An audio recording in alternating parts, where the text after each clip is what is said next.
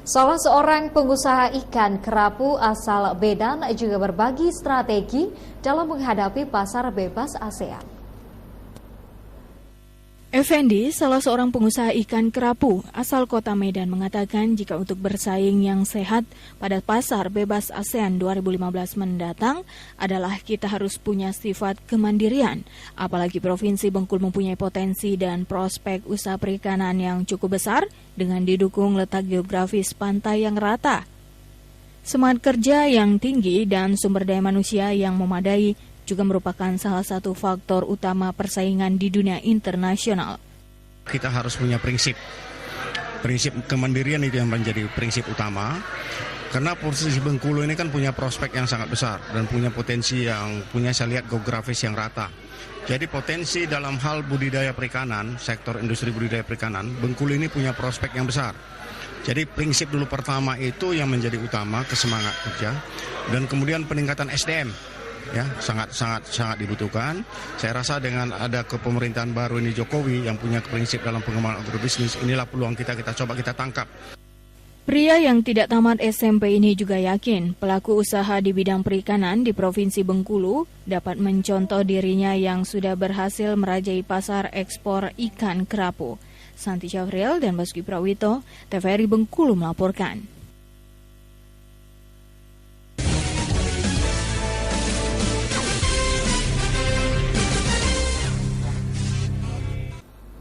Saudara, seperti apakah kiat-kiat pelaku usaha di sektor perikanan dalam menghadapi pasar bebas ASEAN 2015? Berikut kita saksikan segmen Suara Rakyat Kita.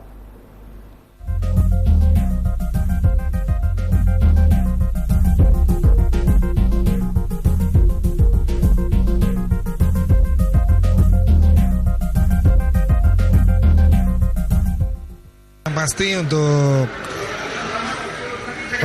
menghadapi pasar bebas, yang pertama kita meningkatkan kualitas yang sudah ditentukan oleh pemerintah, dalam hal ini pihak karantina, karena karantina yang paling tahu betul kriteria yang dibutuhkan oleh pasar bebas. Oleh sebab itu kita para pengusaha pasti harus meningkatkan kualitas yang kita punyai sekarang ini. Kalau misalnya kurang, kita harus sesuaikan dengan standar, karena kalau kita tetap di bawah standar, mau nggak mau kita pasti akan kalah dengan pengusaha-pengusaha dari luar daerah. Gitu. Karena produk saya adalah ikan hias, jadi yang paling penting adalah kesehatan dari ikan itu tersendiri. Dia harus yang dipastikan bahwa kondisi ikan hias kan bicara tentang kualitas. Jadi kualitas ini yang harus kita tingkatkan. Yang pertama dalam hal mutu air, kemudian mutu bibit, dan kemudian cara pengiriman, cara perawatan. Kita semua mengikuti aturan pemerintah yang ada. Karena memang yang pertama cenderung masyarakat itu menghindari aturan-aturan itu karena ada sanksi. Padahal sebenarnya aturan itu dibuat untuk melindungi kita. Supaya apa? Produk-produk kita ini diterima oleh masyarakat luar, karena masyarakat luar itu sudah menetapkan standar itu untuk di lingkungan mereka, begitu. Ada beberapa strategi kami dalam menghadapi ASEAN Economic ini.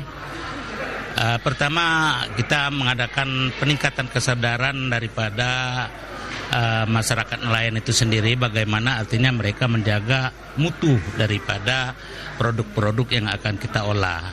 Yang kemudian juga yang kedua, kita mengadakan semacam pola kemitraan dengan kawan-kawan dari pelaku usaha perikanan, bagaimana nanti kita secara bersama-sama berkolaborasi untuk sama-sama kita memasuki bangsa pasar.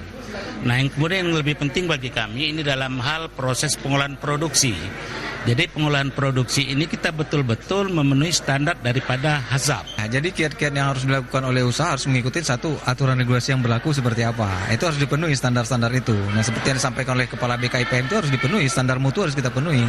Kalau kita bermain di produk perikanan tadi, mulai cara budidayanya, mulai cara penanganannya sampai ke pemasarannya, itu harus kita penuhi standar-standar itu. Kalau menurut pemantauan Bapak, bagaimana pelaku usaha di Provinsi Bengkulu, apakah sudah mampu bersaing, Pak?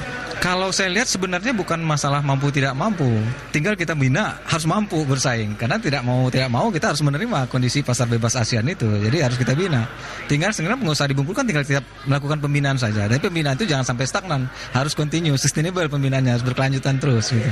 Jadi suka tidak suka kondisi ini harus kita sikapi untuk menghadapi ASEAN ini.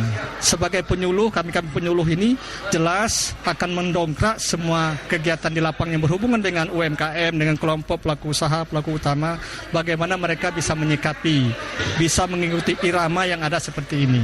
Tidak mungkin lagi kita bicara tentang lokal. Ini sudah harus nasional, ini sudah harus keluar daerah, keluar provinsi, keluar negara. Dan inilah tugas kami dan tantangan kami bagi para penyuluh ini juga akan melakukan hal-hal seperti itu. Dari sekarang kita harus siap.